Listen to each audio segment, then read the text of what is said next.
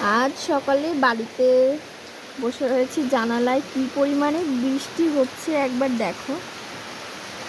উঠানে জল বেঁধে গেছে, মাঠ বন্যা তো অলরেডি হয়েই গেছে, শুধু এখন ঘরের ভেতরে জল আসাটা বাকি আছে।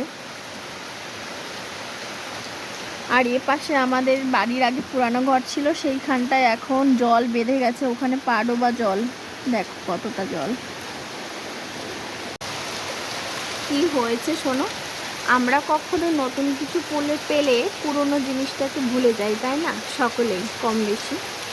তো আমাদের এই পাকা ঘরটা হওয়ার পরে, যেটাতে এখন আমরা থাকছি, এটা হওয়ার পরে পুরানো ঘরটাকে আমরা ছেড়ে নতুন ঘরে আমরা সকলেই চলে এসেছি। এই যে আমাদের পুরানো ঘরটা। তো এখন কিছুদিন হয়ে গেছে আমরা নতুন ঘরে এসেছি। নতুন ঘরে এসে আবার পুরানো এই ঘরটার কথা খুব মনে পড়ছে। ঘরটাকে খুব মিস করি, ঘরের সব জিনিসগুলোকে খুব মিস করি। কাঁচা ঘরে থাকা যে কি একটা আনন্দের জিনিস। এরকম বৃষ্টি হলে এটা রিমঝিম শব্দ, টিনের চালে বৃষ্টি পড়ে টাপুর টুপুর, কী যে ভালো লাগে সেই দিন। সেই সব এখন বড্ড মিস করি। উঠানের অবস্থা কি হয়েছে দেখো, জল বেরিয়ে। মনে হচ্ছে ছোটোবেলায় আমরা কি করতাম, বৃষ্টি হলে এরকম উঠানে স্লিপ কাটতাম, খুব মজা লাগতো, আর মা খুব বকতো, তাই না? দেখো কি অবস্থা আমাদের বাড়ির। আর এটা ছিল আমাদের রান্নাঘর।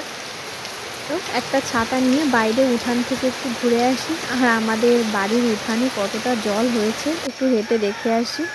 পা ভীষণ স্লিপ করছে, অনেক সাবধানে হাঁটছি যাতে পড়ে না যায়। আমার মেয়েটাকে জানলায় দেখতে পাচ্ছি না, ও থাকলে খুব মজা পেত।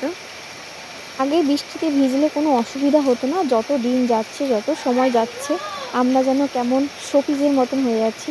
এখন হালকা একটু বৃষ্টিতে ভিজলেই গায়ে অ্যালার্জি উঠে যায়, র্যাশ উঠে যায়, ঠান্ডা লেগে যায়, কত নানান ধরনের সমস্যা হলো। তবে আজকের মতন টাটা বাই বাই। তোমাদের সঙ্গে আমার আরও অনেক গল্প হবে।